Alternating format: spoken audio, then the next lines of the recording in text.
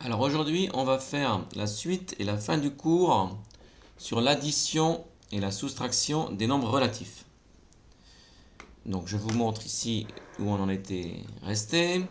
On s'était intéressé aux expressions complexes avec uniquement des additions et des soustractions. Donc ici, c'est ce qu'on appelle une somme complexe. Donc par exemple ici, on avait pris cet exemple, 2 moins 6 plus 3 moins 4 plus 8 moins 2. Et on avait vu une technique pour calculer cette somme complexe de façon intéressante ici. Donc la technique consiste à transformer les soustractions. Ici, il y a une soustraction, deux soustractions, trois soustractions. On les transforme en addition de l'opposé. Et une fois que tout le monde est mis sous... Alors, c'est pas plus 3. Je vais aller en arrière. Donc, c'était moins 6, c'était plus moins 4 ici. Et enfin, celle-ci, donc ces trois soustractions ont été transformées en addition de l'opposé. Et l'intérêt, c'est qu'après, on peut déplacer les termes et les regrouper comme on veut.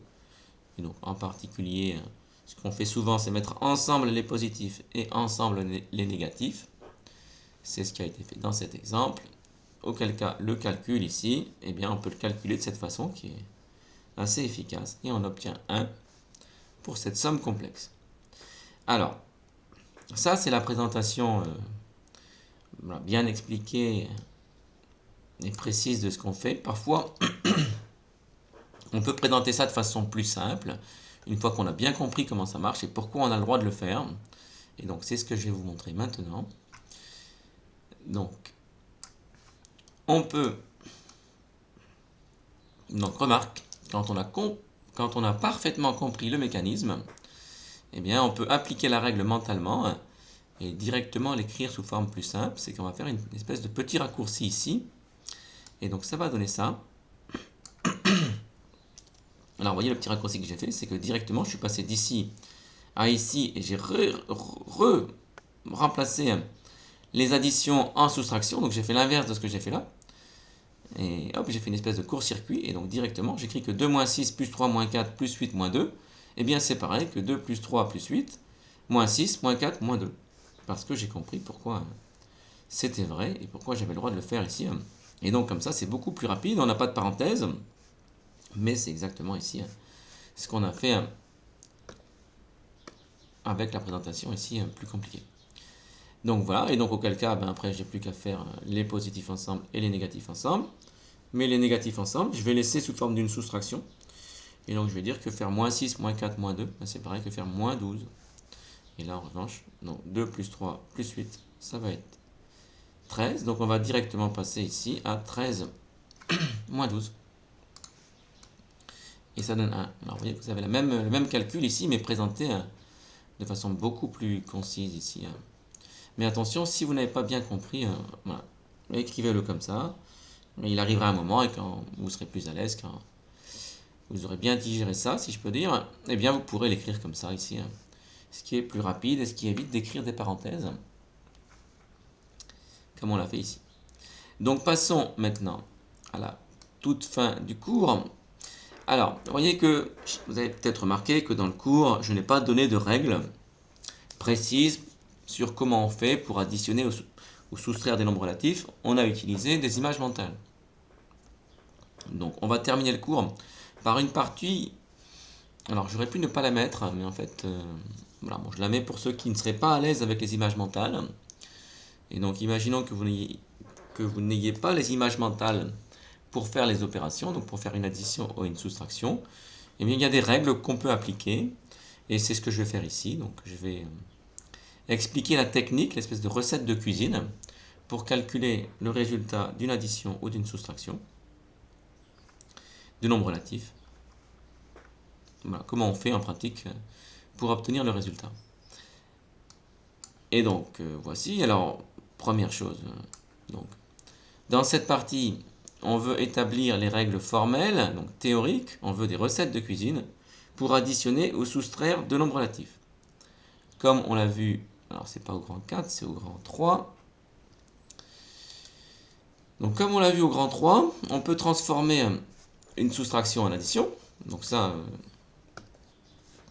on l'a vu. Et donc je vais juste expliquer. Il nous suffit d'établir les règles pour l'addition. Donc on va juste expliquer comment on fait une addition. Et pour faire l'addition, ben, on va distinguer deux cas. Quand les nombres sont de même signe, et ensuite quand les nombres sont de signe contraire. Alors qu'est-ce que ça va donner en pratique si je veux faire l'addition ici?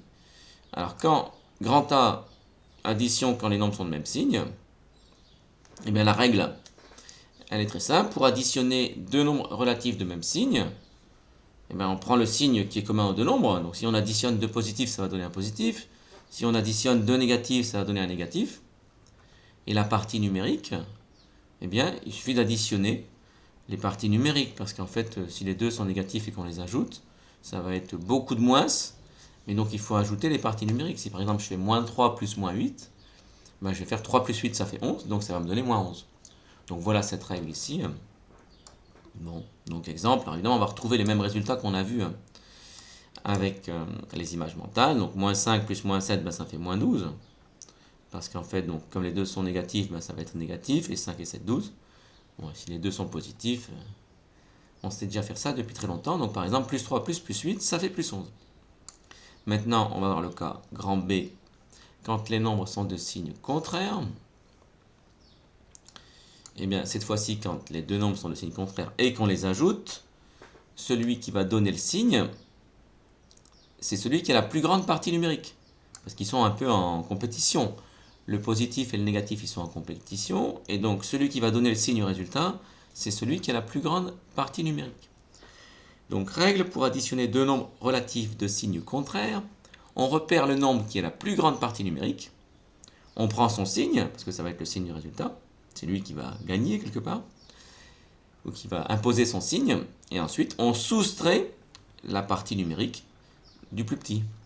Donc, à celui qui a la plus grande partie numérique, on enlève la partie de celui qui a la plus petite partie numérique. Donc, prenons des exemples. Si je ferai moins 6 plus 8, alors celui qui a la plus grande partie numérique c'est 8, donc c'est plus 8, donc le résultat ça va être un plus. Ensuite on fait 8 moins 6, ça fait 2, donc le résultat ce sera plus 2. Donc voici ici l'explication, 8 est plus grand que 6, donc le plus l'emporte. 8 moins 6 égale 2, donc le résultat est plus 2. Prenons un autre exemple, moins 12 plus 5. Cette fois-ci 12 est plus grand que 5, donc c'est le moins qui va l'emporter, donc le résultat sera négatif. Ensuite, on fait 12 moins 5, ça fait 7. Et donc, on obtient 7. Et donc, le résultat est moins 7. Voilà, alors, c'est les règles théoriques. Vous voyez que c'est pas différent des images mentales. On obtient bien sûr le même résultat. Donc, à vous de voir avec quelle méthode vous êtes le plus à l'aise pour ne pas vous tromper.